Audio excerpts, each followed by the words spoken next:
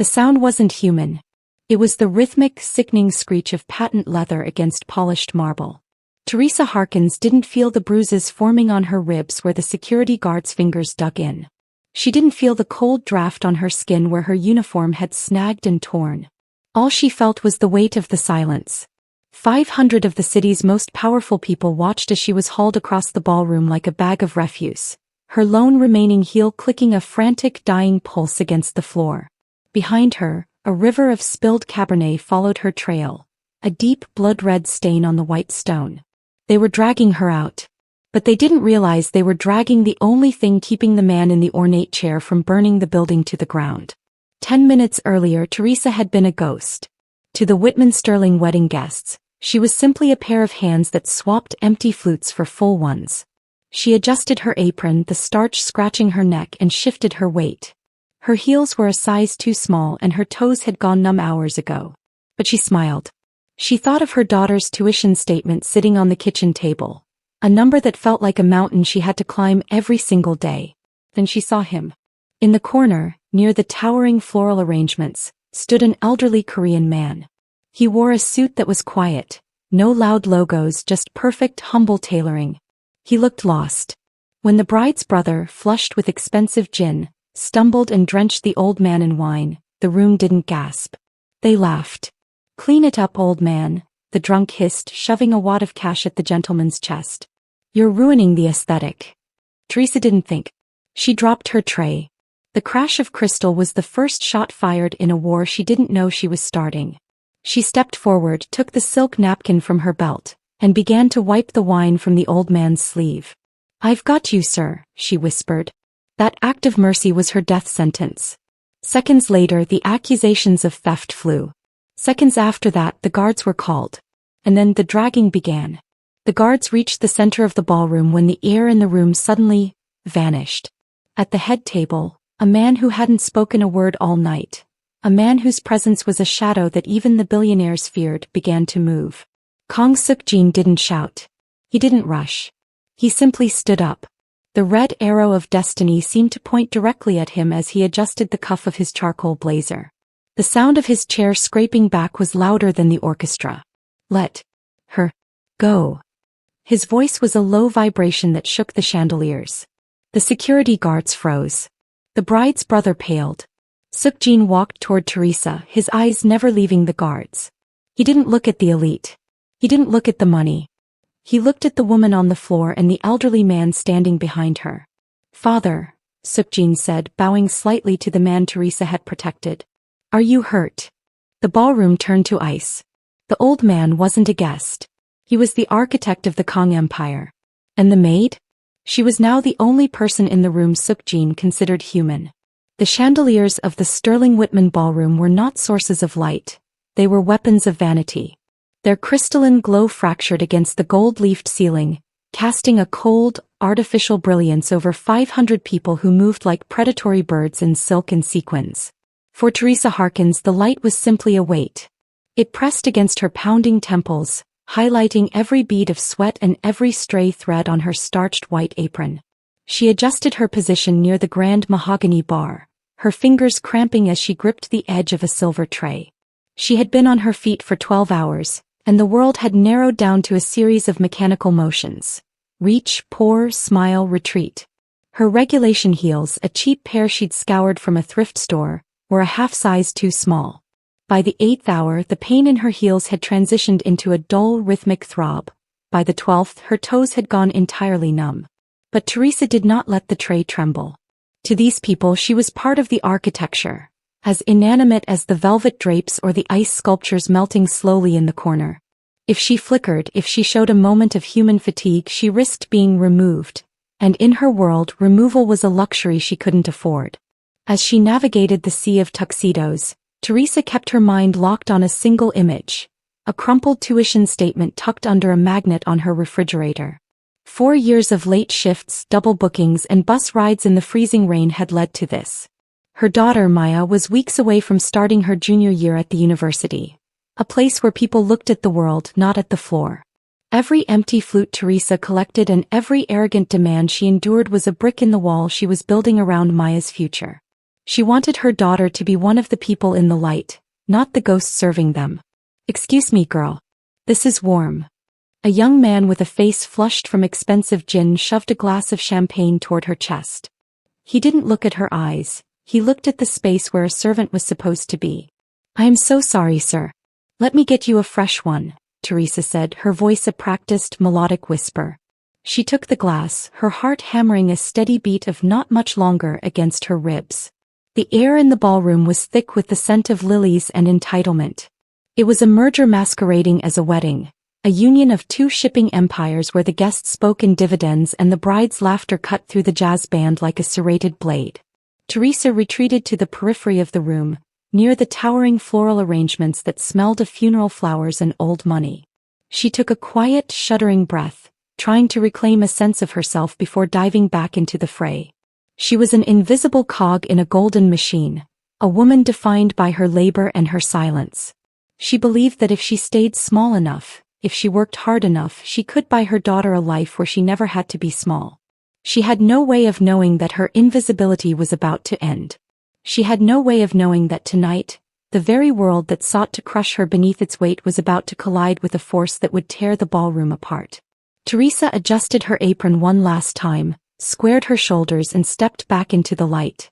The golden hour of the wedding had curdled into something sharper and more dangerous. As the jazz band transitioned into a brassy, aggressive swing, the restraint of the evening began to dissolve under the weight of open bars and unchecked egos.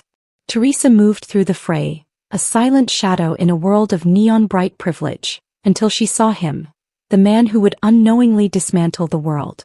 He was tucked into the corner near the towering tiers of the white chocolate cake, a space the younger guests avoided in their rush for the dance floor.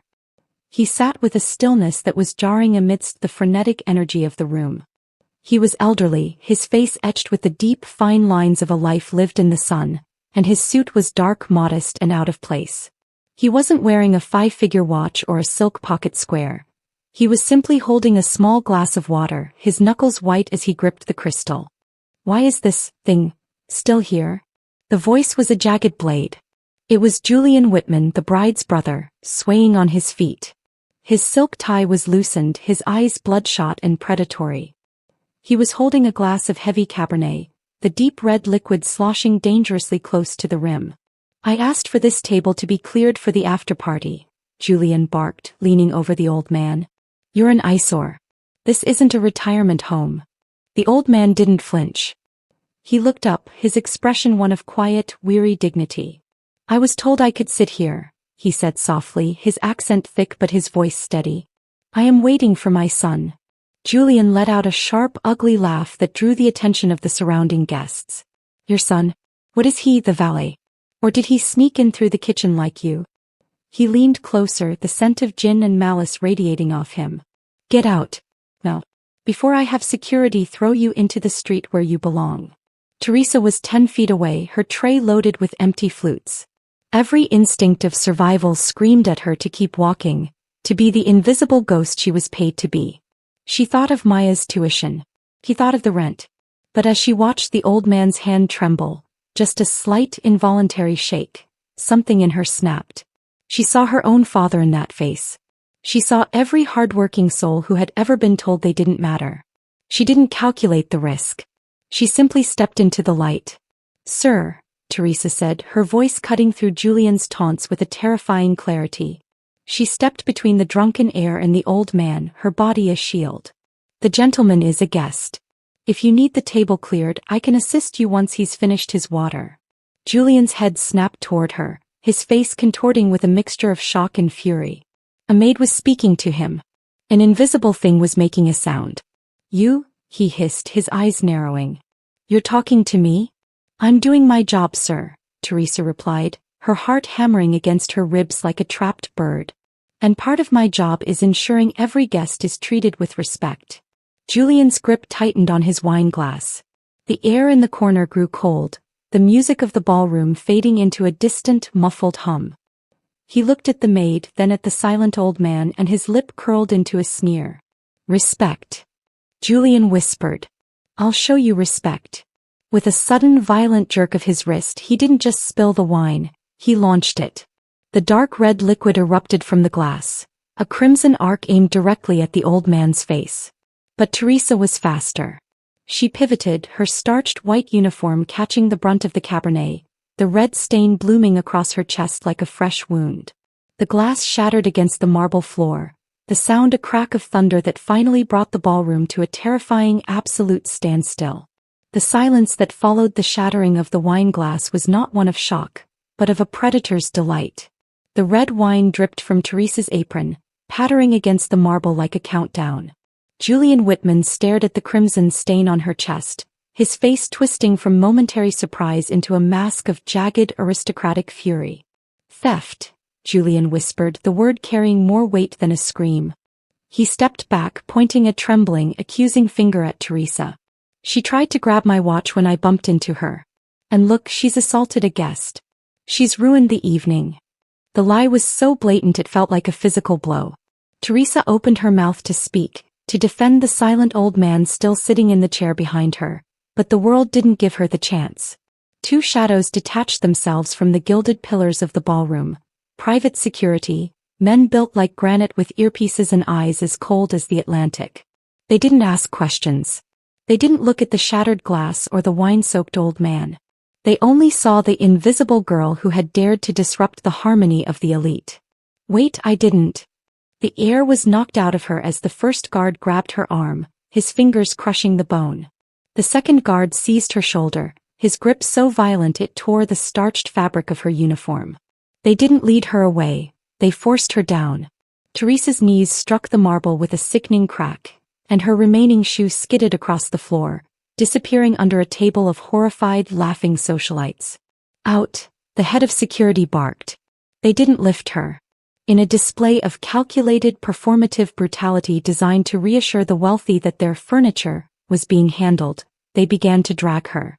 Teresa's fingers scrambled for purchase on the slick stone, her nails screeching against the marble.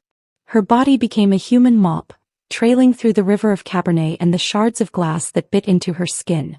As she was hauled toward the grand entrance, a sound rose from the crowd. It wasn't a protest. It was a tittering, bubbly wave of laughter. Someone cheered. A woman in a dress that cost more than Teresa's apartment shouted, "About time they took out the trash." The guests leaned in, their faces blurred by the shimmering light of the chandeliers, looking down at her with the detached curiosity of scientists watching an insect being crushed. Teresa's head lolled back, her eyes blurring with tears of shame and physical agony. She saw the old man's face one last time as she was dragged past him. He looked frozen, his eyes wide, his hands still clutching that small glass of water.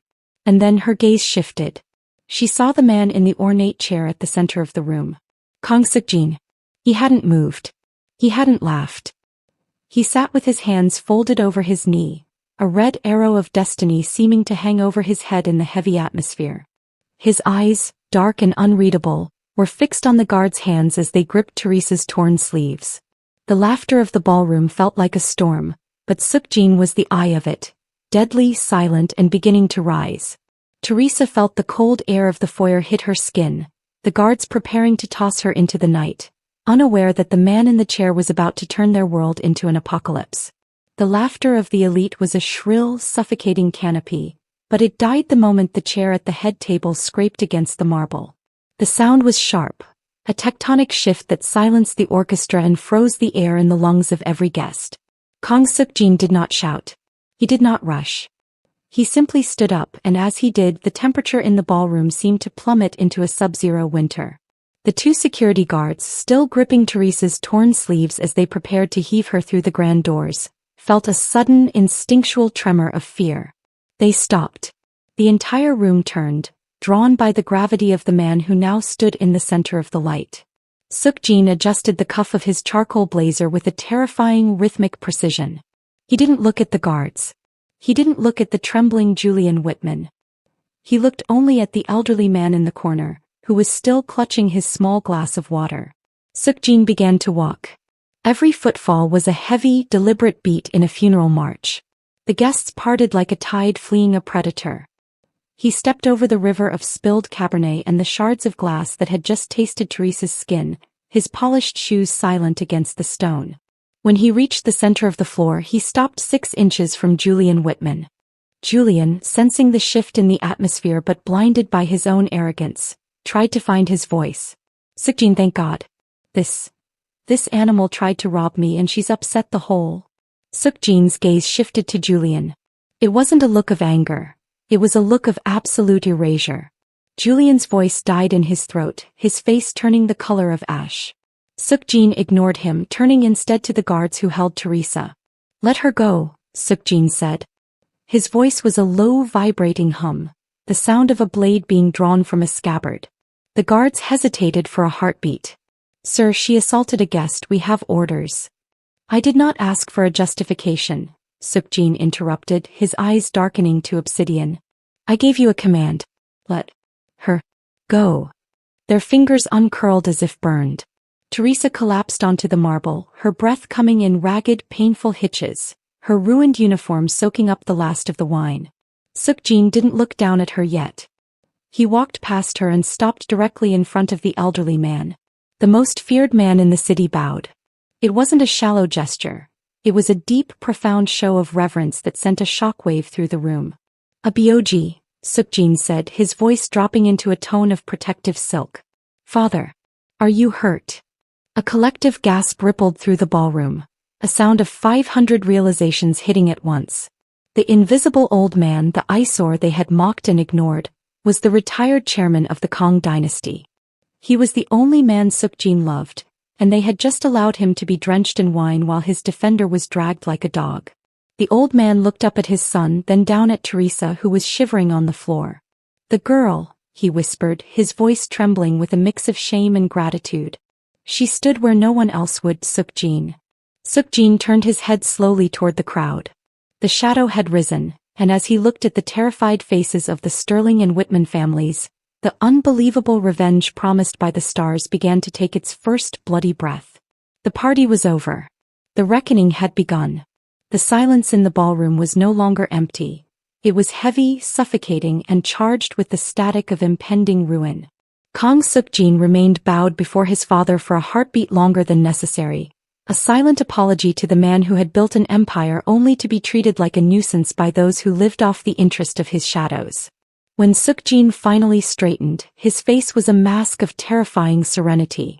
He didn't look at the security guards who had retreated into the walls like fading ghosts. He looked at Julian Whitman. Julian was trembling so violently that the ice in his forgotten glass rattled like a death knell. His sister, the bride, had frozen mid-step, her expensive lace veil snagged on a chair, making her look like a trapped bird. The music had stopped, the only sound the ragged, wet breathing of Teresa as she struggled to sit up on the slick marble. Julian, Seok-jin said, his voice as smooth as polished onyx. You mentioned a cleaning fee.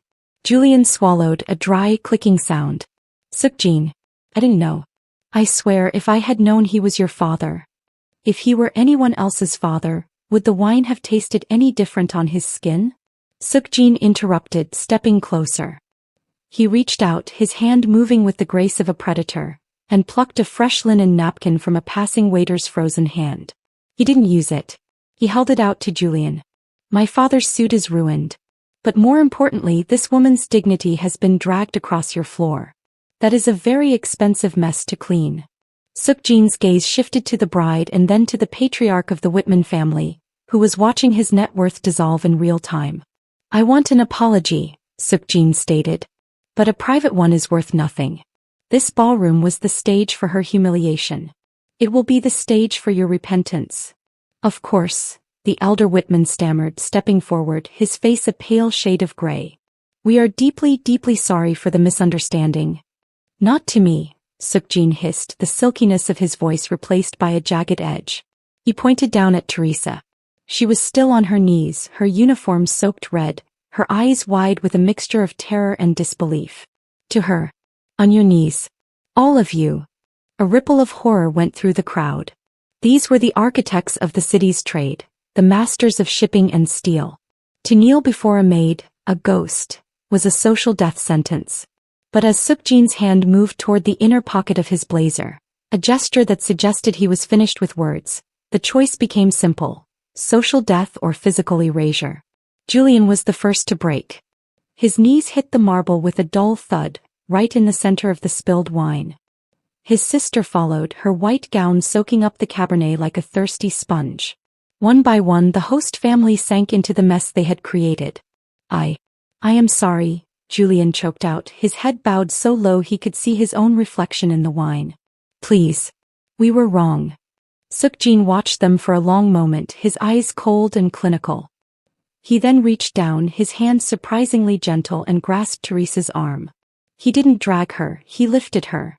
He stood her on her feet, supporting her weight as her bruised knees wobbled. The cleaning fee for tonight is your reputation, Seok-jin whispered, loud enough for the trembling family to hear. I will collect the rest in the morning. He turned his back on the kneeling elite, draped his own charcoal blazer over Teresa's shivering wine-stained shoulders, and led her and his father toward the exit. Behind them, the ballroom remained in a state of frozen, kneeling terror, the unbelievable revenge having only just begun its first payment. The transition from the cold, wine-slicked marble of the ballroom to the backseat of Seok-jin's armored sedan felt like crossing into another dimension.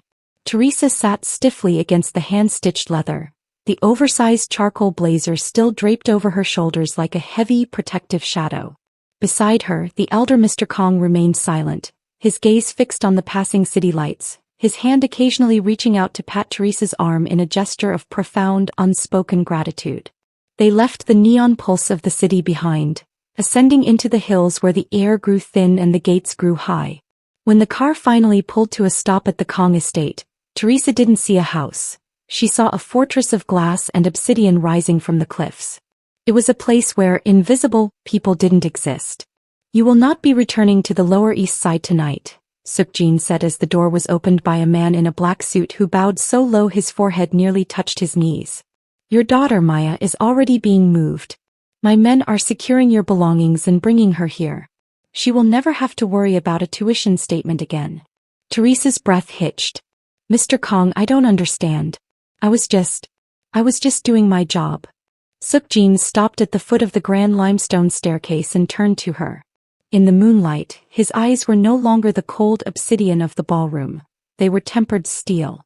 Your job was to serve drinks to people who didn't deserve your shadow. Your new role is to ensure this estate runs with the same integrity you showed tonight. You are no longer a maid, Teresa. You are the house manager of the Kang dynasty.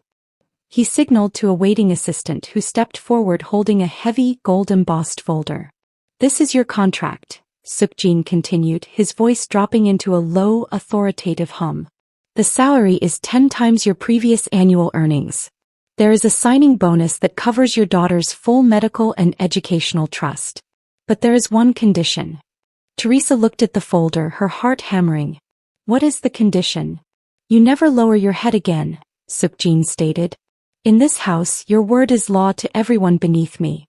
If someone looks at you as though you are invisible, they are looking at their own execution. Teresa walked through the massive front doors, her bare, bruised feet sinking into a silk rug that cost more than her childhood home. As she was led to a suite of rooms filled with the scent of sandalwood and fresh lilies, the reality of her transformation began to take hold. She stood before a floor-to-ceiling mirror, stripping away the wine-stained, torn uniform of her old life. She looked at the bruises on her arms, the marks of the Whitman Sterling security, and felt a strange, cold clarity. She wasn't a ghost anymore. By shielding a king's father, she had been forged into something indestructible. She sat at the mahogany desk in her new quarters and signed her name in bold, steady strokes. The golden contract wasn't just a document. It was a declaration of war against every person who had ever tried to drag her across a floor. As she looked out over the city lights, Teresa Harkins finally allowed herself to stop smiling for the sake of survival. For the first time in her life, she had the power to make the world smile for her. While Teresa adjusted to the hushed luxury of the Kang estate, the rest of the city woke to the sound of a financial massacre. Kang Seok-jin did not move with the messy impulsivity of a street thug. He moved with the surgical precision of an apex predator at a keyboard. By 4 a.m. the first of the digital dominoes fell. By 6 a.m. the Whitman Sterling empire was a hollowed-out carcass. Seok-jin sat in his glass-walled study, the cold blue light of multiple monitors reflecting in his dark eyes. He didn't need to fire a single bullet to destroy the people who had dragged Teresa across a ballroom. He simply spoke into a secure phone, issuing commands that severed the Sterling family's lines of credit, froze their offshore holdings, and leaked the evidence of their years of tax evasion to every major news outlet simultaneously. By mid-morning, the invisible labor that Teresa had performed was a luxury the Whitman Sterlings could no longer afford. Julian Whitman woke up not to the sound of a servant bringing him coffee, but to the frantic pounding of federal agents at his front door. The very security guards who had brutalized Teresa were the first to flee, disappearing the moment their payroll accounts were flagged for suspicious activity. Seok-jin watched the live feed of the Sterling mansion being evacuated. He saw the bride, the woman who had laughed as Teresa's uniform was torn, standing on the sidewalk in a pair of cheap plastic flip-flops, her designer luggage seized by the bank. She looked small. She looked confused. She looked exactly like the person Julian had accused his father of being, an eyesore. "They are experiencing the weight of the floor," Seok-jin murmured as Teresa entered the room, now dressed in a tailored silk suit of deep emerald. She stood tall, her posture no longer a practiced mask of servitude but a natural expression of her new authority. "The bank has foreclosed on their primary residence," Teresa noted, looking at the screen where Julian was being handcuffed. There was no joy in her voice, only a cold, hard sense of equilibrium. "They're being moved to a state-funded housing complex in the same district where I used to live." "It is not enough," Seok-jin replied, his fingers dancing over the keys as he authorized a final series of short sells that would ensure the Sterling name was synonymous with bankruptcy for the next 3 generations. "They didn't just take your dignity, they tried to take your future. Now they will learn what it means to have no future at all." He leaned back, finally closing the laptop. The systematic ruin was complete. In less than 24 hours, the hierarchy of the city had been inverted. The masters were now the ghosts and the maid was the one holding the ledger. As Teresa watched the once mighty family huddle together on a curb, she realized that Seok-jin's revenge wasn't just about punishment. It was about forcing the blind to finally see the world from the bottom up. The air in the study was silent, filled only with the quiet hum of power, the kind of power that ensured that from this day forward, no one would ever dare to drag a soul across a floor while a Kang was watching. Desperation has a specific scent. It smells like stale sweat and cheap adrenaline. For Julian Whitman, the world had shrunk from a sprawling empire of shipping lanes to the backseat of a stolen sedan idling in the shadows of an alleyway. His designer suit was stained and wrinkled, a pathetic relic of the man who had once commanded a ballroom with a sneer. He had lost his home, his bank accounts, and his name, but he still clung to the delusion that he could win. He watched through the rain-streaked window as the Kang estate gates glided open. Teresa Harkins sat in the back of a black SUV, her silhouette sharp and regal against the tinted glass. She was no longer the girl he had dragged. She was the heart of the fortress he couldn't penetrate. Julian gripped the steering wheel until his knuckles cracked. He didn't want his money back anymore. He wanted to see her bleed. He wanted to hear her beg, just as he had begged the federal agents as they hauled away his life in cardboard boxes. He knew Seok-jin's schedule.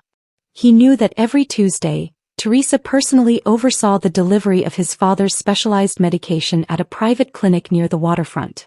It was the only time she left the mountain without a small army. Julian checked the heavy rusted pistol sitting on the passenger seat, a weapon bought with the last of his hidden cash from a man who didn't ask for a name. He wasn't a soldier, but he was a rat, and a cornered rat is the most dangerous creature in the dark. The ambush happened with the jagged rhythm of a nightmare.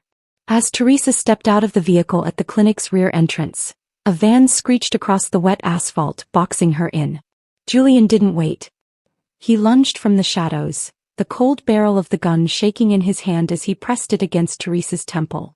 "Don't move, you invisible bitch," Julian hissed, his voice cracking with a frantic high-pitched edge. Teresa froze, her breath hitching in the cold air. She didn't scream. She didn't tremble. She looked Julian Whitman in the eye, and for the first time he saw something in her gaze that terrified him more than the Mafia boss ever had. Pity. "You're already dead, Julian," she whispered, her voice steady and hollow. "You just haven't stopped breathing yet." "Shut up," he screamed, his finger twitching on the trigger. He signaled to the 2 hired thugs, men as desperate and broken as he was, to haul her into the van. "Seok-jin is going to give me everything back." He's going to sign it all over, or he's going to watch you disappear piece by piece. As the van doors slammed shut and the tires roared against the pavement, Teresa sat in the darkness, the metal floor cold against her skin. She wasn't the maid who had been dragged across the marble anymore. She was a Kang now, and she knew exactly what happened when someone touched the dragon's treasure. Julian thought he was kidnapping a victim, but as the city lights blurred past the small, high window of the van, Teresa realized he had actually invited the apocalypse into his lap. She closed her eyes and waited for the sound of the world breaking. The warehouse at the edge of the pier was a hollow shell of rusted corrugated iron, smelling of salt and rot. Julian Whitman paced the concrete floor, the pistol shaking in his hand as he stared at the heavy steel doors. Beside him, Teresa sat bound to a wooden chair, her silk suit smudged with grease but her expression as calm as a frozen lake. Julian's phone buzzed on a nearby crate, a video call he had initiated to demand his kingdom back. "I want the offshore accounts. I want the titles to the shipping yards." Julian screamed into the screen. "Look at her, Seok-jin. One pull of the trigger and your little pet is gone." From the phone speaker there was no shouting. There was only the sound of a match striking. The screen showed Seok-jin sitting in his study, a plume of smoke curling from his lips. "Julian," Seok-jin said, his voice a low, terrifying rumble that seemed to vibrate the very walls of the warehouse. "You think you've stolen my heart. But you've only released my leash." As if on cue, the lights in the warehouse flickered and died. Total darkness swallowed Julian's scream. Then came the sound, not sirens but the rhythmic, heavy thump of high-caliber rounds tearing through the metal doors. Beams of crimson laser sights cut through the rising dust, dancing across Julian's chest like blood-red insects. The doors didn't open, they disintegrated. Seok-jin moved through the smoke like a phantom of the old world. He didn't fire blindly. Each shot from his black-silenced pistol found a target, the hired thugs falling into the shadows without a sound. Julian scrambled backward, tripping over a crate, weeping as he pointed his shaking gun at Teresa. "I'll do it. I'll kill her." Seok-jin stepped into the pale moonlight filtering through the shattered roof. He didn't even raise his weapon. He simply walked toward Julian, his eyes reflecting a cold, ancestral fury. Julian pulled the trigger. The chamber was empty. He had fired his only rounds at the shadows in the dark. Seok-jin reached him in 3 strides. He didn't strike Julian. He simply took the gun from his hand and crushed the man's fingers in a grip that sounded like dry wood snapping. As Julian slumped to the floor howling, Seok-jin turned his back on him. "Take out the trash," Seok-jin said to the shadows. He fell to his knees beside Teresa, his hands, usually as steady as a surgeon's, trembling as he cut the ropes at her wrists. "I thought," Teresa whispered, her voice finally breaking as she leaned into his chest, the scent of expensive tobacco and ozone surrounding her. "Never," Seok-jin murmured, lifting her effortlessly into his arms. "I would burn this city to ash before I let them keep you." 6 months later, the Sterling Whitman name had been erased from every ledger in the city. The grand ballroom where Teresa had once been dragged was now a community center for the invisible workers of the Lower East Side, funded by the Kang dynasty. Teresa stood on the balcony of the estate, dressed in a gown of white silk that caught the morning sun. Beside her, Seok-jin placed a hand on her shoulder. She was no longer a maid, no longer a manager, and no longer a ghost. She was the matriarch of the most powerful family in the city, the dragon's mercy made flesh. She looked out over the horizon and finally, for the first time, she saw a world that was entirely her own.